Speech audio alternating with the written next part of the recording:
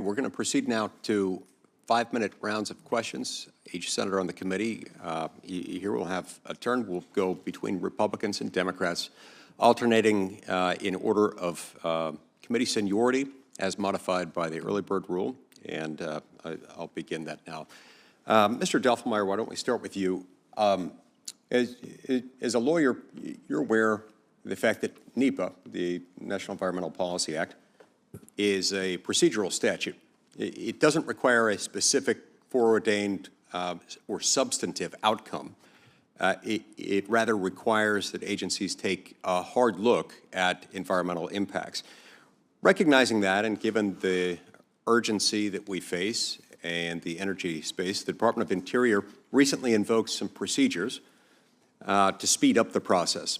There are a lot of countries that have emulated our NEPA law, and it's worked well for them. A lot of them have been very good at this point in making sure that the process doesn't take longer than necessary. And so the plan, as I understand it, at the Department of Interior would be to complete environmental assessments within 14 days and environmental impact statements within 28 days for energy projects. Now, do you believe these expedited timelines are consistent with NEPA's requirements, and how do you plan to help the department meet those goals? Thank you, Chairman Lee. As we discussed in your office, and I very much enjoyed my time with you and your staff, I very much agree with President Trump that our country does face an energy crisis. With generative AI and data centers and advanced manufacturing, our demand curve is going up exponentially.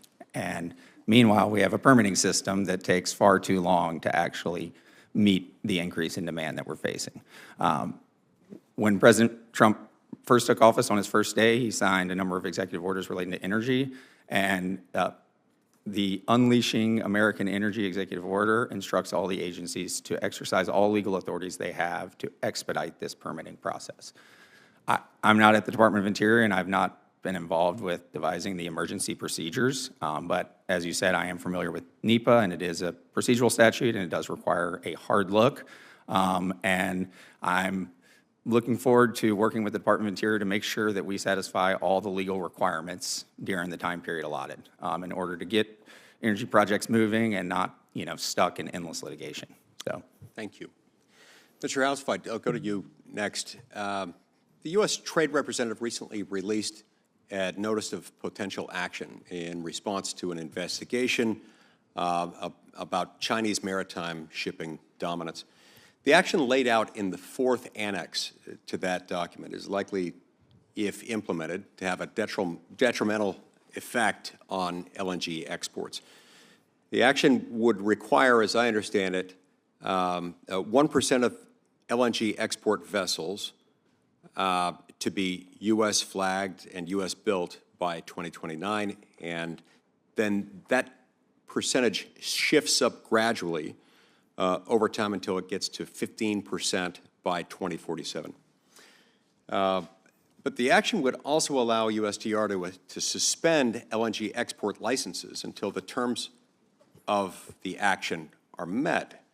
Now, this is, in my mind, raises considerable concerns and bears a striking, stunning resemblance to the so-called Jones Act. Now, the Jones Act, of course, applies with regard to shipments between U.S. ports, one U.S. port to another without an intervening stop in another country.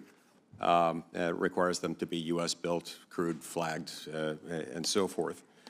In your opinion, does USTR have the authority and the jurisdiction to suspend Department of Energy LNG export licenses through a rulemaking procedure?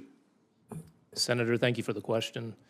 This is not an area of expertise, but I can say that LNG has been a force of good for the world. It's been a boon for the U.S. economy. It's delivered affordable, reliable energy to our allies across the globe.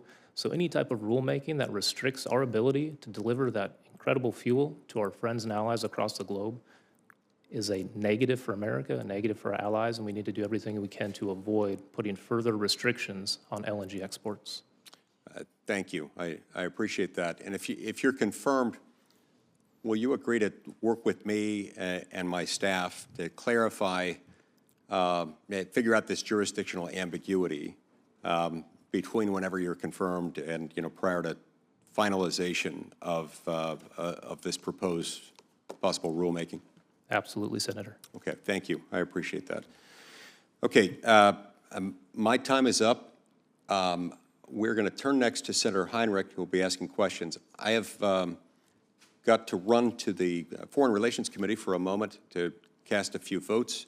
Senator Hoeven has graciously agreed to take the gavel while I'm out, and I'll be back in a few minutes. Senator Heinrich.